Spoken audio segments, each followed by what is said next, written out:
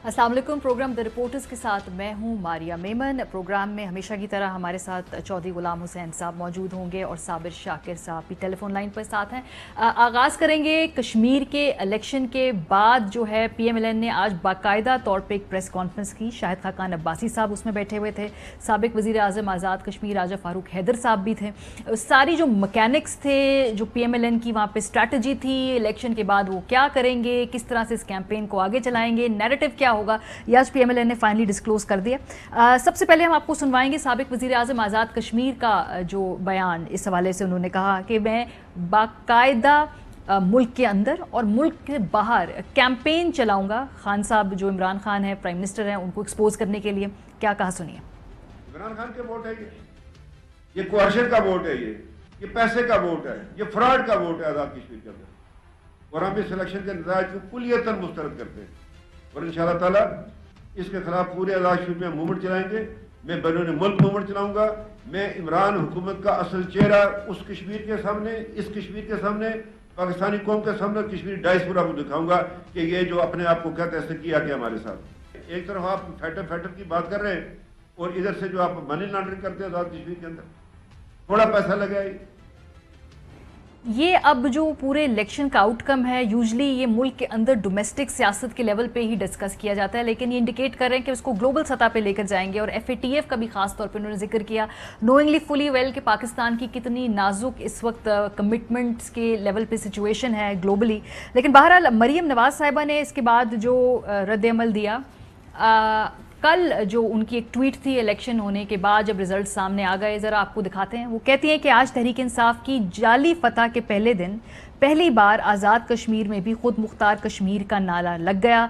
जब अब लोगों के वोट पर डाका डालते हो, उन पर जुल्म करते हो, तो उसी तरह के यानी इसी तरह के वाक़यात जो हैं वो जन्म लेते हैं। सो वो कहती हैं जो खुद मुख्तार कश्मीर का नारा लगा है, ये PTI की फतह के बाद पहली मर्तबा कश्मीर में लगा है।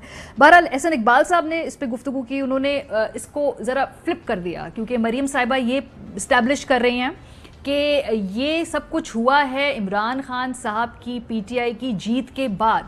एहसन इकबाल साहब जो बात कर रहे हैं वो कुछ इस तरह से केस बिल्ड कर रहे हैं कि ये पहले से प्री प्लान्ड था और ये जीत तो इसीलिए ही मैन्युफैक्चर की गई थी। क्या कह रहे हैं एहसन इकबाल साहब कि किस तरह इमरान खान एक एजेंडा, आलमी साजिश का हिस्सा है, PMLN के अंदर से ये एक अनोखा जो पर्सपेक्टिव है, ज़रा सुनिए। इमरान खान ने जिस तरह आज़ाद कश्मीर का मैंडेट चुराया है, ये उस आलमी साजिश का हिस्सा है जिसका मकसद कश्मीर की धरती पे पाकिस्तान से दूरी के बीज बोना है, पाकिस्तान कुछ रुझानात को फरोग देना है, ताकि इस खित्ते में एक इंडिपेंडेंट कश्मीर की रियासत जो आलमी साम्राज्य के एजेंडे का हिस्सा है उसके क़याम के अमल में लाने में मदद मिल सके। इससे पहले एहसन इकबाल साहब ये बात कह चुके हैं, जब वहाँ पे तकारीर हो रही थी, वज़ीर आज़म इमरान खान साहब ने वहाँ पे जो जिक्र किया था कि भाई रेफरेंडम की तरफ इशारा दिया था, उस वक्त भी एहसन इकबाल साहब ने ऐसी ही गुफ्तगू की थी। उन्होंने कहा था कि ये 47 यानी 1947 की जो स्कीम है उसको दोबारा खोलने की साजिश है। तो उस वक्त भी ये कहा और उसी की कॉन्टिन्यूटी में आज ये बात कही। खुद इमरान खान की जबान से ये बात आ चुकी है कि अगर कश्मीर के लोग पाकिस्तान से इल्हाक का फैसला करेंगे तब भी मैं उनको एक और मौका दूंगा कि वो पाकिस्तान से अलहदा आजाद हैसियत में रियासत कायम कर लें।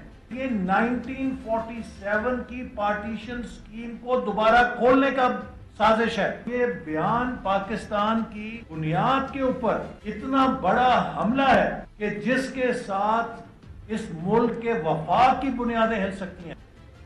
इस इंतखाब में एक और पार्टी पाकिस्तान पीपल्स पार्टी भी हिस्सा ले रही थी और उनकी नशिस्तें पहले से बढ़ गई हैं, यानी उन्होंने इलेक्शन में रिमार्केबली इम्प्रूव किया है, पहले से बेहतर उनका आउटकम था इस इलेक्शन में। सो उनकी तरफ से कोई इतना शदीद रद्द-ए-अमल नहीं आ रहा। छोटी मोटी बेकायदगियों की बात इलेक्शन वाले दिन करनी ही होती है, लेकिन उसके बाद वो नताइज से कदरे मुतमिन है। PMLN अलबत्ता जो है अब इसके जो अगला कदम है वो उसको ग्लोबल लेवल पर लेकर जाना चाहते हैं इस इलेक्शन के आउटकम को। मेरा ख्याल है साबिर साहब आपसे आगाज़ करते हैं। ये जो FATF वाला लफ्ज़ इस्तेमाल किया, मेरे ख्याल है ख़ास तौर पे मखसूस तबकों के लिए ये बड़ा चुन के केयरफुली FATF की जो टर्म है आज इस्तेमाल की है और ये जो कैजुअली उन्होंने ये ड्रॉप कर दिया आज अपने प्रेस कॉन्फ्रेंस में। ماریا دیکھیں، یہ مسلم لیگ نواز اب اس وقت کولیٹرل ڈیمیج ہوا ہے، اس کو کنٹرول کرنے کے لیے ڈائیورٹ کر رہی ہے. میری بھی اپنی بات ہوئی آج مسلم لیگ نواز کے رہنماؤں کے ساتھ. اس وقت انٹرنل سچویشن یہ ہے کہ مسلم لیگ نواز اس وقت میرا خیال ہے کہ پاناما کے بعد اور نواز شریف کی ڈسکوالیفیکیشن کے بعد بھی اس قدر ڈیوائڈ نہیں تھی جتنی آزاد کشمیر کا الیکشن ہارنے کے بعد اور جو لیٹسٹ اقدامات آزاد کشمیر میں جو مریم صفدر صاحبہ اور نواز شریف صاحب کے اقدامات تھے، اس کے بعد یہ ساری سچویشن ہوئی ہے. یہ ڈائیورٹ کر رہے ہیں، اس کے علاوہ اور کچھ نہیں ہے. اور راجہ فاروق حیدر صاحب ان کو ملے. راجہ فاروق حیدر صاحب اب بھی پرائم منسٹر ہیں. وہ کیا گل کھلاتے رہے ہیں، وہ کیوں خود ہارے، اور جو پیسے کا دولت کا آج انہوں نے کہا کہ استعمال ہوا ہے، تو میرا خیال ہے کہ انڈسٹریز وہاں پہ پیسہ لگا رہی تھیں اور اتنا پیسہ لگایا گیا کہ آپ تصور نہیں کر سکتے. تو اصل رانا تنویر صاحب کل ہمیں بہت کچھ بتا گئے تھے، اور اب بھی میں یہ کہہ رہا ہوں کہ اس وقت بہت بڑی لاٹ ہے مسلم لیگ نواز کے اندر.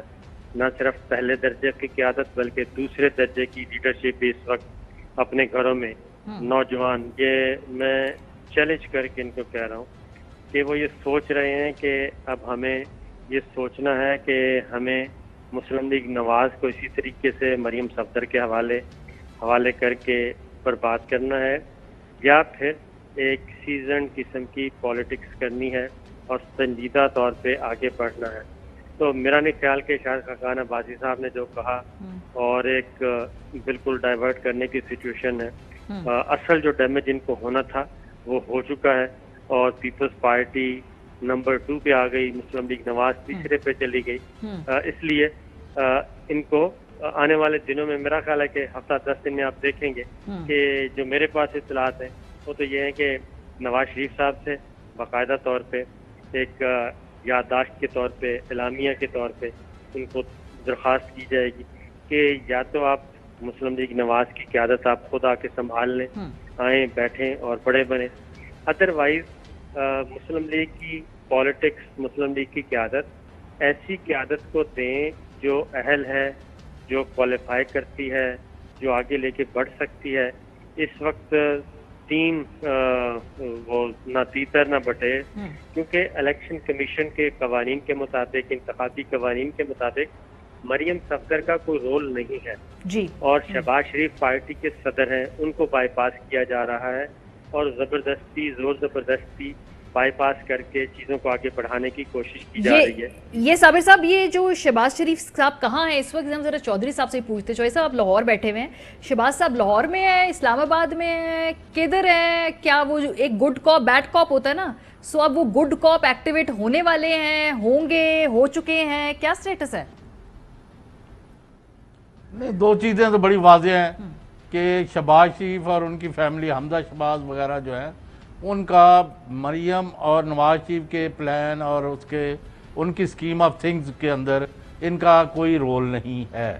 تو اسی وجہ سے یہ آپ بریکنگ ہی لے لیں کہ شہباز شریف پلان کر رہے ہیں کہ 13 اگست کو یہ کراچی جائیں گے، اور اشتیاق بیگ اور اختیار بیگ جو بھائی ہیں دو، تو ان کے ساتھ مل کے وہاں اپنی ایکٹیویٹی، اور 14 اگست کو وہاں یعنی یوم آزادی کے حوالے سے کچھ نہ کچھ ایکٹیویٹی وہاں جنریٹ کریں انڈیپینڈنٹ آف مریم گروپ. وہ یہ سمجھتے ہیں کہ یہ اب مریم جو ہے اس کا تو ہمیں خودکشی کے راستے پر گامزن کر کے کم از کم شہباز فیملی کو مسلم لیگ نون سے الگ تھلگ کرنے کے پروگرام پر ہے. اور انہوں نے اس کا عملی مظاہرہ جو ہے ابھی حال ہی میں AJK میں بھی کیا ہے، اور پارٹی کی جو بعد میں میٹنگ ہوئی ہے وہاں شہباز اور حمزہ وغیرہ کو پوچھنا تک بھی گوارا نہیں کیا گیا. اور بہت ساری باتیں سامنے آئی ہیں جو اس بات کی تصدیق کر رہی ہیں کہ نواز گروپ جو ہے اور شہباز یعنی فیملی جو ہے یہ ایک پیج پر نہیں ہے. اور اس وقت 3-4 گروپ جو ہے وہ مسلم لیگ نون میں ایکٹیو ہے. اصل میں ان کا پرابلم یہ ہے کہ پیپلز یعنی PTI کی جو حکومت ہے عمران خان کی مرکز میں اور پنجاب میں، انہوں نے ان لوگوں کو کوئی انکریج نہیں کیا ایک بڑا دھڑا جو ہے مسلم لیگ نون کا وہ اس سے علیحدہ اپنا اور فوج مخالف اور فوج دشمن اور ملک دشمن ایجنڈا جو ہے نواز کو کا اس پر وہ قائم. لیکن چودھری صاحب ابھی دیکھیں نا جنرل الیکشن آئیں گے, اس سے پہلے تیاریاں کرنی ہوتی ہیں, پھر ٹکٹس لینے ہوتے ہیں, اس سے پہلے آپ اپنے کانسٹیٹوئنسیز میں آپ نے ماحول بنانا ہوتا ہے نا الیکشن سے, وہ تو وقت آنے ہی والا ہے. سو یہ جو اگر فیصلہ کرنا ہے کہ کیا آگے بیانیہ کیمپیننگ میں لے کے چلنا ہے, کیا اسی طریقے سے جو اس وقت ایک اگریسو ہے اسٹریٹجی, کیا یہ اگلے الیکشن میں فائدہ مند ہوگی یا نہیں ہوگی, یہ فیصلہ تو بہت جلد کر لینا پڑے گا نا, کیونکہ اس کے بعد تو پھر الیکشن سر پہ ہی کھڑے ہیں سمجھیں. نہیں, وہ یہ سمجھتے ہیں مریم اور نواز شریف کے ہم اگر کھمبے کو بھی ٹکٹ دے دیں گے تو وہ جیت جائے گا. اس وقت پنجاب اور پی ٹی آئی کی جو 3 سالہ کارکردگی ہے اس کی وجہ سے مسلم لیگ نون کوئی پسند کرے یا نہ کرے, میں ریکارڈ پر بات کرنا, وہ ابھی جو اگر وجود اس کا نظر آ رہا ہے فیلڈ میں, تو پہلا دھچکا جو نون لیگ کو لگا ہے اے جے کے الیکشن میں لگا ہے, کیونکہ گلگت بلتستان کا اس طرح کا امپیکٹ نہیں ہوتا, وہ ذرا الگ تھلگ سمجھا. یہ پورے ملک میں الیکشن تھا بائی دی وے, یعنی کہیں آپ نے نوٹ کیا ہے کل بھی وہ بات رہ گئی تھی, تو اس کا امپیکٹ جو ہے ہر جگہ فیل کیا جا رہا ہے. اور اگر پی ٹی آئی اپنی کارکردگی بڑے پیمانے پر امپروو نہیں کرتی تو الیکشن کے ذریعے مسلم لیگ نون کو پنجاب میں بڑے پیمانے پر شکست دینا پی ٹی آئی کی موجودہ ٹیم کے بس کا روگ نہیں ہے. اچھا, سو اس لیے جو ہے ابھی ایک جیسے کہتے ہیں نا ایک تھوڑا سا ایک حوصلہ ملا ہے یا ایک اور کانفیڈنس بلڈنگ میئر ہوا ہے پی ٹی آئی کے لیے کہ بھئی ان کو کشمیر میں بھی گورنمنٹ ملی ہے, اور یہ کہ ان کے پاس موقع ہے, ان کے پاس ٹائم ہے, بھئی اپنی گورننس کے اوپر فوکس کر لیں, ورنہ تو پھر الیکشن میں یہی تمام معاملات آتے. تھوڑا سا آگے بڑھیں گے.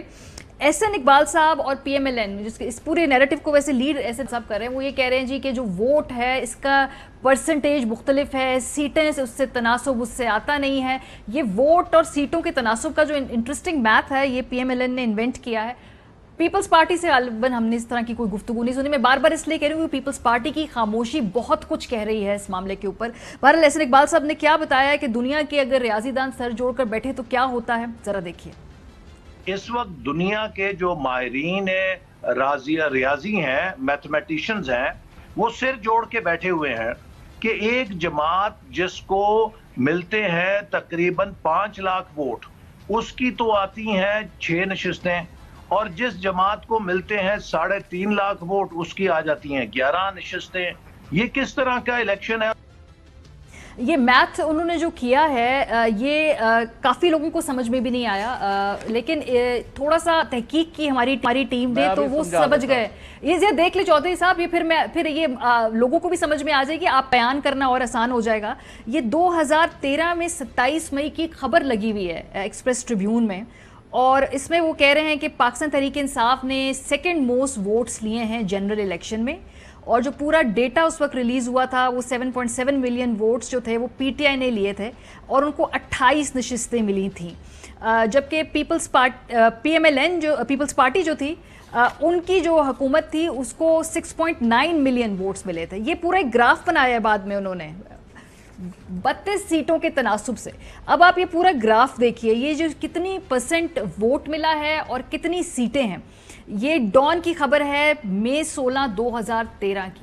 سو اگر اسی میتھ کو دیکھ لیجئے تو یہ جو احسن اقبال صاحب کی جو کیلکولیشن ہے it does not make sense, کیونکہ یہ ماضی میں ایک ٹرینڈ رہا ہے. اور by the way American election میں بھی پاپولر ووٹ تھا, ہلری کلنٹن جیت گئی تھی, لیکن صدر امریکی جو تھے وہ ٹرمپ بنے تھے. تو یہ کیلکولیشن ہم نے کہا ذرا پرانے ماضی کے حوالوں سے آپ کو دکھا دیں. جی چودھری صاحب.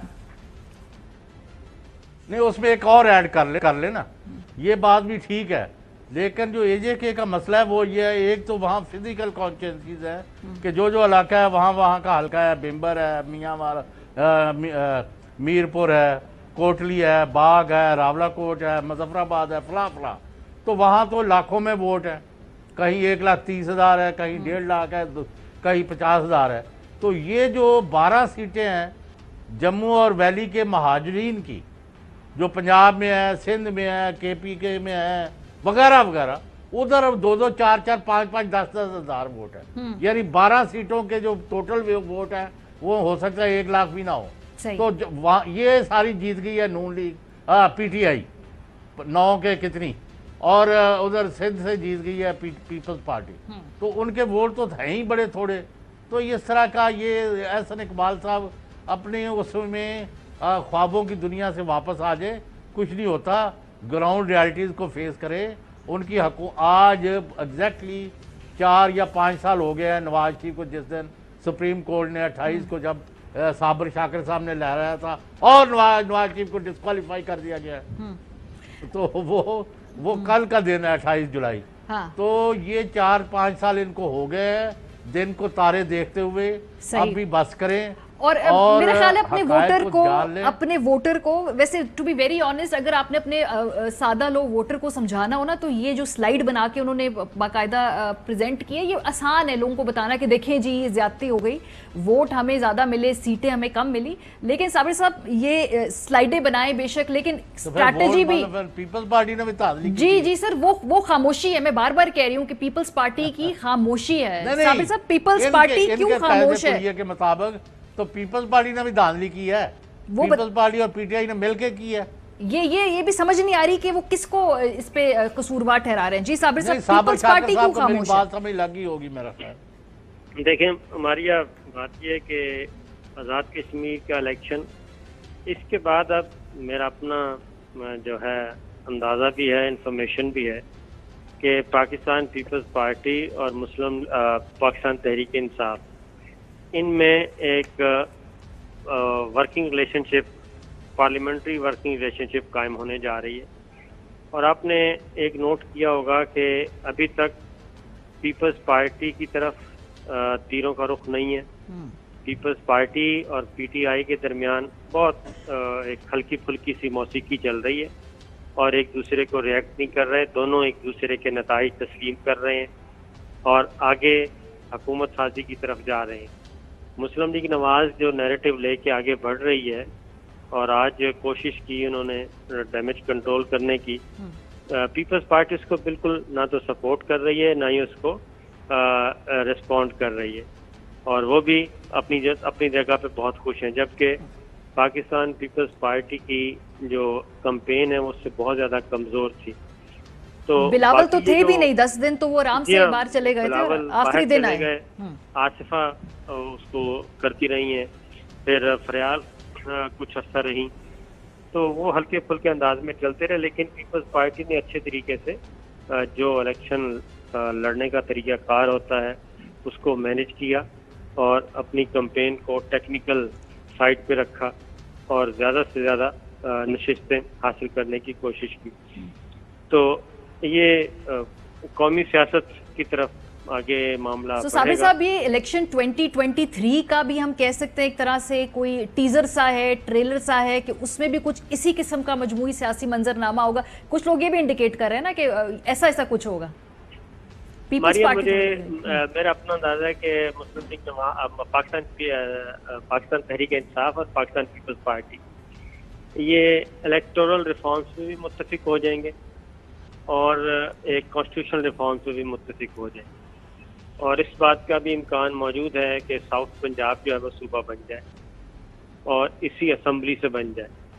اور اگر یہ سارا امپلیمنٹ ہو جاتا ہے تو پھر مسلم لیگ نواز مزید ریڈیوس ہو جائے گی اور آئندہ عام انتخابات میں بھی ہمیں کچھ اسی طرح کے نتائج دیکھنے کو ملیں گے. اور یہ میں بڑے پورے وثوق سے کہہ رہا ہوں کہ مسلم لیگ نواز کے جو تگڑے الیکٹیبل لوگ ہیں اور صاف ستھرے ہیں وہ بہت سنجیدگی سے اس وقت غور کر رہے ہیں. صحیح. اور وہ دیکھ رہے ہیں کہ AJK کے الیکشن کے بعد بھی کیا جاتی عمرہ میں کوئی عقل و شعور نام کی کوئی چیز اختیار کی جاتی ہے یا پھر اسی ہٹ دھرمی کے ساتھ آگے بڑھا جائے گا. کیونکہ کوئی بھی اپنا پولیٹیکل کیریئر خراب کرنے کے موڈ میں نہیں ہے جی, اور وہ بلا وجہ ایسی پارٹی کا ٹکٹ یا ایسے نیریٹو کے ساتھ کوئی ٹکٹ نہیں لے گا, الیکشن میں نہیں جائے گا جو کہ الیکٹیبل ہے جو کہ صاف ستھرا ہے، جو کہ اور پالیٹکس میں رہنا چاہتا اس ہے۔ بیانیے کا بوجھ آپ 5 سال تو اٹھا سکتے ہیں، لیکن اگلے 5 سال کے لیے مشکل ہو جاتا ہے اپنی جی، بالکل۔ کانسٹیٹوئنسیز کے اندر یہ وہ ماریا میں pragmatic- تو یہ کہہ جی رہا چودھری صاحب، ہاں ہوں کہ مسلم لیگ نون کے اندر یہ ڈیفینیٹ سوچ والا دھڑا سامنے آ رہا ہے کہ ہم نے فوج کے خلاف، عدلیہ کے خلاف اور ریاست کے مفادات کے خلاف کسی سازش کا، کسی غیر ملکی ایجنڈے کا حصہ نہیں بننا۔ ہم نے پاکستان میں رہنا ہے، پاکستان میں بننا ہے، اور ہمیں لوٹ مار سے بھی غرض نہیں ہے۔ ہم محب وطن لوگ ہیں اور ہم فوج اور عوام کے درمیان کسی تصادم کے حق میں نہیں ہے۔ یہ بات تقویت پکڑتی جا رہی ہے۔ میں نے ابھی ہلکا اشارہ کیا ہے، اگرچہ شہباز شریف نے وقت ضائع کر دیا بہت سارا، اور ہو سکتا ہے وہ قیادت اس گروپ کی نہ کرے، کوئی اور کرے۔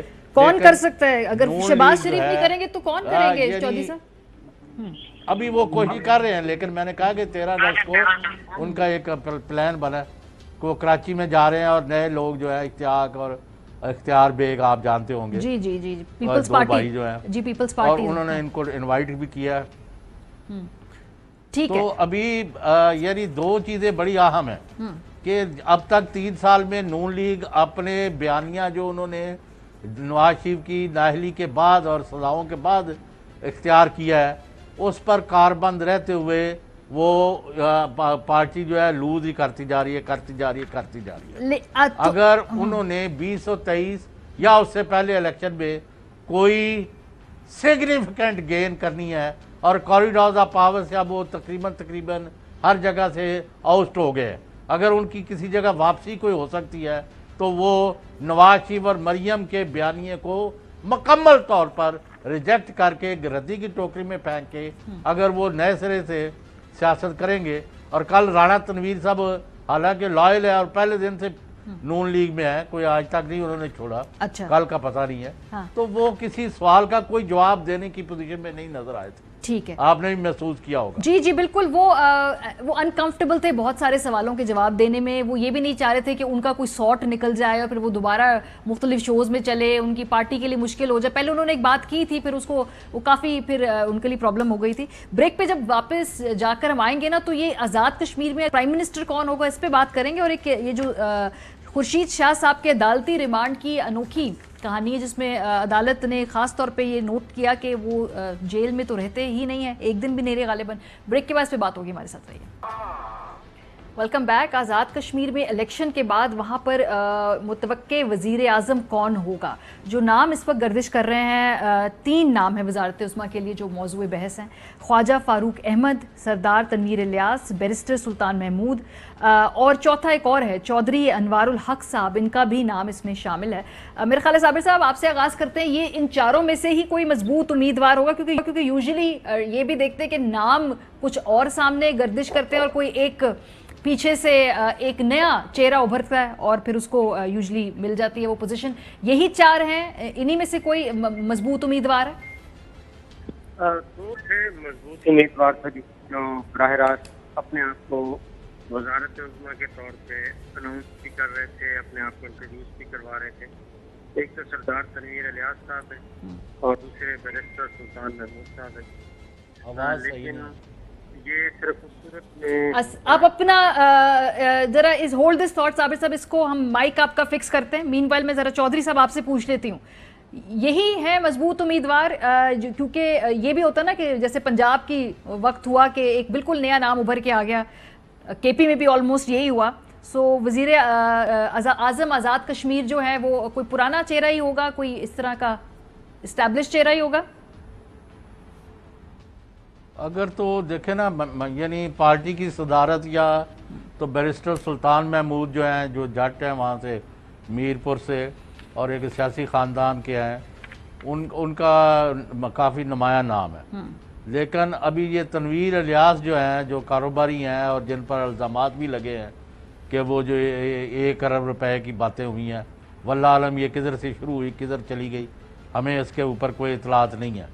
اور پھر چودھری صحبت علی کے جو صاحبزادے ہیں، جو اچھے مارجن سے 5000 ووٹوں کی لیڈ سے، جیسے میں نے کہا نا کہ لاہور میں جو جیتا وہ 2300، تو وہاں جو جیت ہے یا ہار ہے وہ آپ دیکھیں تو یہ ان لوگوں کو خام خواہ رائی کا پہاڑ بنانے کی کوشش کر رہے ہیں۔ تو یہ بمبر کے جو ہیں انوار الحق، تو ان کا بھی بڑا سنجیدگی سے نام لیا جا رہا ہے. لیکن اگر ہم ماضی میں دیکھیں اور وزیر اعظم عمران خان کا سلیکشن کا طریقہ کار, تو ان کی تو کوشش ہوگی کہ جس طرح انہوں نے پنجاب میں ایک بڑی شخصیت عثمان بزدار کی شکل میں ایک دیانتدار, ایک ایفیکٹو, ایک بہت بڑا ایڈمنسٹریٹر اور جس کی بہت زیادہ فالوئنگ ہے, اور جس کی وجہ سے پی ٹی آئی جو ہے پنجاب میں گھر گھر پہنچ رہی ہے, اور اب انہوں نے یہ بھی کہا ہے کہ پارٹی کی تنظیم سازی بھی جو ہے وہ عثمان بزدار کے حوالے کی جائے, یہ اطلاع دے رہا ہوں. تو وہ اس طرح کا کوئی بندہ وہاں لگائیں گے. اچھا, یہی سوال جو ہے میں صابر صاحب آپ سے پوچھ لوں, یہی نام ہوں گے اسٹیبلشڈ لوگ یا کوئی اور نیا نام نکل سکتا ہے آخری وقت میں ٹوپی میں سے؟ الیکشن سے پہلے تو 2 نام تھے, دونوں اپنے آپ کو انٹروڈیوس کروا رہے تھے, بیرسٹر سلطان اور سردار تنویر الیاس. لیکن یہ اس صورت میں ہوتا اگر الیکشن کا رزلٹ جو ہے بہت ٹائٹ آتا. اب P T I comfortable zone میں چلی گئی ہے اور اب لگتا یہی ہے کہ کوئی ان نون فیس ہوگا, اور ان نون فیس ہوگا, اور فرسٹ ٹائم وہ پرائم منسٹر کی عہدے پہ فائز ہوگا, کیونکہ اگلے 5 سال کشمیر کا جو ایشو ہے وہ کافی امپورٹنٹ ہوگا. انٹرنیشنل فورمز پہ اس کو پیش کرنا ہے, اور وزیر اعظم آزاد کشمیر جو بھی ہوگا وہ کافی متحرک آدمی ہونا چاہیے, نمبر 1. نمبر 2, آزاد کشمیر کے وزیر اعظم کے لیے ہمارے دیگر جو اسٹیک ہولڈرز ہیں, ہمارے ادارے ہیں, ان کا بھی آن بورڈ ہونا ضروری ہے. پریزیڈنٹ آزاد کشمیر تو اس وقت موضوع آدمی ہیں, ان کو بھی ریپلیس کرنا ہے, لیکن پرائم منسٹر کے لیے یقیناً سردار تنویر الیاس صاحب بالکل مالدار آدمی ہیں, سب کچھ ہے, لیکن میرا خیال ہے کہ اب وہ اس دور سے نکل چکے ہیں. اور بیرسٹر سلطان محمود صاحب کیونکہ آپس میں ہی سردار تنویر صاحب اور بیرسٹر سلطان آپس میں کافی ان کی ایک ٹسل ہے, تو ایک اور بھی ہے کہ کوئی ایسا بیک گراؤنڈ ہو جو مسئلہ کشمیر کو بھی سمجھے اور خالص کشمیری بھی ہو, اور مظفر آباد سے ہی ایک نام لیا جا رہا ہے خواجہ صاحب کا, وہ بھی امپورٹنٹ ہے. لیکن ابھی اس سلسلے میں ملاقات ہونی ہے وزیر اعظم عمران خان کی ہمارے دیگر اسٹیک ہولڈرز کے ساتھ, تو مشاورت سے ہی لایا جائے گا. میرا نہیں خیال کہ کوئی وزیر اعظم آزاد کشمیر جو ہیں وہ عثمان بزدار صاحب والا جو طریقہ کار ہے وہ اختیار کیا جائے, کیونکہ کشمیر ایک ڈفرینٹ چیز ہے, اور اگلے 5 سال بڑے امپورٹنٹ ہیں. پاکستان ڈیمانڈ کر رہا ہے کہ 5 اگست کا اقدام واپس لیا جائے, پھر مقبوضہ کشمیر کی جو لیڈرشپ ہے وہ بھی دیکھ رہی ہے, حریت رہنماؤں نے بھی دیکھنا ہے. تو یہ ایک یورپی یونین پہ, برطانیہ میں, امریکہ میں, یہاں پہ یہ ایشو جائے گا. تو اس لیے میرا اپنا اندازہ ہے کہ کوئی نیا فیس ہوگا اور انتہائی سوبر قسم کا فیس ہوگا. اچھا, نیا فیس ہوگا, یعنی کہ پہلے بھی جیسے جو لوگ اس دوڑ میں ہوتے تھے ہم نے دیکھا کہ پھر وہ کہیں بہت پیچھے رہ گئے, ایک نیا جسے کہتے ہیں ڈارک ہارس سامنے آ گیا. اور سب سے بڑی بات چوہی صاحب یہ ہے کہ جب بھی کوئی اتنی بڑی اسامی یا جسے کہتے ہیں پوزیشن کا امیدوار ہو, پھر وہ لابنگ بھی ہوتی ہے, پھر پارٹی کے اندر سے ہی ایک دوسرے کی جو ہے ماشاءاللہ سے ایک دوسرے کو انڈرمائن کرنے کی کوشش کی جاتی ہے, اور پھر ایک نیا جو ہے وہ چہرہ ابھر کے سامنے آ جاتا ہے. اس وقت بھی کیا ایسی ہی صورتحال ہے پیچھے بیک گراؤنڈ میں جو لابنگ ہو رہی ہے؟ میں مطمئن نہیں ہے ان کے طریقہ کار سے. صاف بات ہے, اب اس عمر میں بھی اگر بات بندہ کرے لگی لپٹی رکھ کے کرے, تو پھر میں نے جس طرح انہوں نے کے پی میں جس طرح اور جگہوں پر لوگوں کی تعیناتیاں کی ہیں, تو اس سے کوئی مطلب ہے کوئی کانفیڈنس بلڈ نہیں ہوا. کوئی ان سے کسی وہ اس بات سے کوئی نہیں, ذرا صابر شاکر صاحب کا موڈ خراب ہے. تو میں نے کہا جب ہی بھٹو کا کیس چل رہا تھا, notwithstanding my own views, تو کوئی لوگ بیٹھے تھے, انہوں نے کہا کیا خیال ہے بھٹو کو پھانسی لگا دی جائے گی یا نہیں لگائی جائے گی؟ تو کوئی کہے جی لگا دے گے, کوئی کہے نہیں لگاتے. تو ایک بندہ ہاتھ میز پر مار مار کے مکے مار کے کہے 100% لگائے گا. انہوں نے کہا بھئی کیا آپ کے پاس کیا انفارمیشن ہے؟ ضیاء الحق نے بتایا ہے, کسی جنرل نے بتایا ہے, آغا شاہی نے بتایا ہے, کس نے بتایا ہے؟ غلام صاحب. انہوں نے کہا میں کہہ رہا ہوں نہیں لگے گی پھانسی, لازمی لگائے گا. انہوں نے کہا آپ کے پاس کیا ورشن ہے؟ میں کہہ رہا ہوں, انہوں نے کہا खीर उसने पूछा बात क्या है, उन्होंने कहा इन्होंने ज़ियाउल हक और यदि मार्शल गवर्नमेंट ने पहले कोई अकल वाला काम किया जो हुण करनगे। तो इसलिए मैं नहीं कह सकता कि ये यानी पार्टी के टिकट हों, ओहदे हों, वजारतें हों, मशावरतें हों, मोस्ट ऑफ दी केसेस अभी तक हमारा इमरान खान की ज़ाती हद तक तो का हमारा इत्मीनान कायम है। लेकिन जिस तरह ये फैसले करते हैं या कुछ भी हो सकता है, सरप्राइज भी हो सकता है, 3 साल सरप्राइज भी हो सकता है। ब्रेक पे जाएंगे जी, फिर वापस आके ये सरप्राइज का की भी बात करेंगे। खुर्शीद शाह साहब के केस के हवाले से आज सिंध हाई कोर्ट ने बड़ी इंटरेस्टिंग ऑब्जर्वेशंस भी दी हैं और तहरीरी फैसला भी सामने आया है। ब्रेक के बाद हमारे साथ रहिए।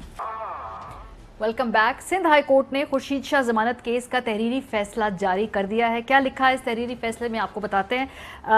इस फैसले में कहा गया है कि ये बड़ी हैरानकुन बात है कि एक शख्स जो 9 अगस्त 2019 को अपने अदालती रिमांड के दिन से अस्पताल में तमाम तर सहूलियात से लुत्फानंदोज हो रहा है, उसने अपनी जमानत पर रिहाई के लिए किसी बीमारी को बुनियाद बनाकर दलाइल नहीं दिए। ये जाहिर करता है कि पिटिशनर सैयद खुर्शीद शाह किसी जानलेवा मरज में मुब्तला नहीं और वो सक्खर के NICVD अस्पताल में नॉर्मल जिंदगी गुजार रहे हैं, जिसे शायद उसके सियासी असर रसूख की वजह से हुकूमत ने सब जेल करार दे रखा है। इन हालात में हम पिटिशनर सैयद खुर्शीद शाह के केस को किसी दूसरे केस की तरह हार्डशिप यानी सख्ती बर्दाश्त करने का केस कैसे तस्वुर कर ले, जिसमें मुलजिम जेल के अंदर गल सड़ रहा हो और जेल के अंदर हकीकी हार्डशिप यानी सख्तियां बर्दाश्त कर रहा हो, खास तौर पे जब पिटिशनर एक दिन के लिए भी जेल के अंदर ना रहा हो, जो हमारे सिस्टम पर सवालिया निशान है कि कैसे एक शख्स अपने सियासी असर रसूख का नाजायज़ फ़ायदा उठा सकता है। बादियो नज़र में पिटिशनर पर इल्ज़ामात साबित करने के लिए नैब के पास काफ़ी मवाद मौजूद है। केस की तहकीकात के नताइज पर असरअंदाज होने से मुताल्लिक नैब के दरपर्दा मुहर्रिकात या बदनीयती साबित नहीं हुई है। नैब ने पिटिशनर के खिलाफ करप्शन में मुलव्विस होने और आमदन से जायद असासे रखने की शिकायत मौसूल होने के बाद कार्रवाई की। रेफरेंस के इन्वेस्टिगेशन अफसर के ज़ाती मुहर्रिकात से मुतासरा होने का तासुर नहीं मिला है। पिटिशनर के हकूक को मद्देनजर रखते हुए मुकदमे की शफाफ और तेज तर समात के लिए मुतल्लिका मातहत अदालत को हिदायत की जाती है कि वो कोई भी गैर ज़रूरी इल्तवा दिए बगैर मुकदमे की समात में तेज़ी लाए और जितना जल्दी मुमकिन हो सके तरजीहन 6 माह के अंदर अंदर समात मुकम्मल करे और इस अदालत को आगाह रखा जाए। चौधरी साहब, एनी कॉमेंट? खुर्शीद शाह साहब जो है इनकी जो जमानत का फैसला आया मुस्तरद कर दी जिन बेसिस पे अदालत ने। खुर्शीद शाह की तो मुस्तरद हो गई है, तो इधर जो आप थोक के हिसाब से होका दे रहे होंगे हो, बाहर जमानतें करा लो, जमानतें करा लो, है तो कोई रह तो नहीं गया जिसकी जमानत नहीं हुई। ये जो इन्हीं चीज़ों की वजह से मैं कह रहा हूँ कि आपको पाकिस्तान के अंदर एक लाइन खींचनी पड़ेगी कि भाई चोरों डाकुओं को या तो इक्वली ट्रीट करो, या जिसका मर्जी है 10, 20, 50 करोड़ 100 करोड़ दे के जमानत ले ले, और कई मुल्क से भाग गए इन चक्रों में, कोई इधर दंड लाते फिर रहे। और वो है खुर्शीद शाह, मरंजा आदमी है, उसने के चार्जेस जितने भी है उसके खिलाफ, उसने उस पर कौन से ऐसे हैं कि जो इन पर नहीं थे जी। तो ये पीपल्स पार्टी भी तो यही बात करती है ना, पीपल्स पार्टी भी तो यही गिला करती है। बहरहाल इस फैसले में करप्शन की तारीफ जो है उसको भी जरा दोबारा जो वाजे करके बताया गया है। अदालत का अब्दुल सत्तार वगैरह बनाम सरकार एक फैसला इस केस का हवाला दिया है कि एक मुहज़्ज़ब मुआशरे में करप्शन की हैसियत कैंसर के मरज जैसी है, इसकी बरवक्त तशखीस ना हो तो वो लाजमी तौर पर मुल्क की सियासत को परागंदा करेगा, जिसके तबाहकुन नताइज बरामद होते हैं। करप्शन को अब शाही डाका जनी करार दिया जाता है, जो ना सिर्फ किसी फर्द वाहिद को मुतासिर करती है बल्कि मईशत और सकाफती विरसे को भी तबाह बर्बाद कर देती है। करप्शन के जुर्म को मुआशरों के इस्तेहकाम और सलामती को लाहक संगीन मसाइल और ख़तरात में शुमार किया जाना चाहिए, जो कौमी इदारों, जमहूरी इक़दार, इखलाकी इक़दार और इंसाफ को खोखला करते हैं, जबकि पायदार तरक्की और कानून की हुक्मरानी को ख़तरे में डाल देते हैं। साबिर साहब, ये पीपल्स पार्टी हमेशा कहती है जी हमारी ज़मानतें नहीं होती हैं, PMLN वालों की ज़मानतें हो जाती हैं। PMLN वाले कहते हैं कि पीपल्स पार्टी वाली को देख लें कि वो तो जेल में जाते नहीं, हमने तो 8-8, 9-9 माह जेल में गुजारे। ये फ़र्क है ट्रीटमेंट में क्या? देखें, ये मुस्लिम लीग नवाज हो, पीपल्स पार्टी हो या कोई और मुजरिम हो, ये हमारा सिस्टम की कमज़ोरी है। और खुर्शीद शाह साहब के बारे में तो अदालत लिख रही है, लेकिन नवाज शरीफ साहब का केस हमारे सामने है कि किस तरीके से उन्होंने पूरा सिस्टम सिर्फ एक इदारे को नहीं बल्कि पूरी रियासत को उन्होंने बेवकूफ़ बनाया। اور ریاست جو ہے وہ جانتے بوجھتے ہوئے بھی ان کے ہاتھوں بے وقوف بنی اور ان کو جانے دیا گیا، اور اس وقت قوم جو ہے وہ خمیازہ بھگت رہی ہے۔ تو یہ جو درمیان میں ویلنگ ڈیلنگ آ جاتی ہے، ایک مصلحتیں آ جاتی ہیں، ان مصلحتوں سے آزاد ہو کے اگر تمام اداروں کو اپنا اپنا کام کرنے دیا جائے، اور جس طریقے سے خورشید شاہ کی ججمنٹ آئی ہے اسی طریقے سے اگر نواز شریف صاحب کی بھی آتی اور اداروں کو اس وقت بھی انڈیپینڈنٹلی کام کرنے کا موقع دیا جاتا، تو میرا خیال ہے کہ آج یہ نوبت نہ آتی۔ یہ ہمارے پورے سسٹم پہ ایک سوالیہ نشان ہے، کمزور کو پکڑ لیا جاتا ہے، صابر شاکر صاحب جی سر اور ماریا جی آپ مجھے دونوں یعنی اللہ کو حاضر ناظر جان کے بتا دیں، یہاں کوئی ریزالو، کوئی پلان، کوئی ملک میں ایسا طریقہ کار ہے کہ لوٹ مار بند کرنی ہے اور چوروں ڈاکوؤں کو لٹکانا ہے؟ I am sorry. Nobody seems to be serious. Lack of focus ہے، تھوڑا سا وقت کی کمی کی وجہ سے مجھے ذرا اگلی سٹوری پہ، کیونکہ یہ بھی لیٹسٹ اپڈیٹ آئی ہے، جو Afghan national security adviser Hamdullah Mohib صاحب ہیں، انہوں نے بی بی سی کو ایک انٹرویو دیا ہے، اور اب اس کا ایک جو کلپ ہے وہ منظر عام پہ ہے، جس میں وہ بتا رہے ہیں کہ ان کی جو میٹنگ ہوئی پاکستانی کچھ لیڈرز سے، اس میں انہیں بہتر جو ہے وہاں سے وائبز آئی ہیں، لیکن مسئلہ جو ہے پاکستان کی جو ملٹری لیڈرشپ ہے اس کے ساتھ ہے۔ کیا کہا ہے ذرا سن لیجئے۔ We have had good words from some of these Pakistani leaders, and perhaps they mean it when they say it, but their military and particularly their intelligence agency continues to act as the spoiler for peace. Javed لطیف صاحب جو ہیں وہ اس بارے میں جب پوچھا ہوگا کسی نے ان سے کہ بھئی یہ ملاقات کیوں ہوئی، کیسے ہوئی، تو اس میں انہوں نے کہا ہے کہ جی وہ کر رہے ہیں دنیا بھر میں ملاقاتیں لوگوں سے، پاورفل لوگوں سے، نمایاں لوگوں سے، اور حکومت کو معلوم ہے یہ ملاقاتیں بائی دا وے۔ نواز شریف دنیا اور پاکستان کے طاقتور نمایاں جو لوگ ہیں ان سے ملاقاتیں ہو رہی ہیں، کر رہے ہیں، اس میں کوئی دوسری رائے نہیں، حکومت وقت کے علم میں ہے سارا کچھ۔ جی چودھری صاحب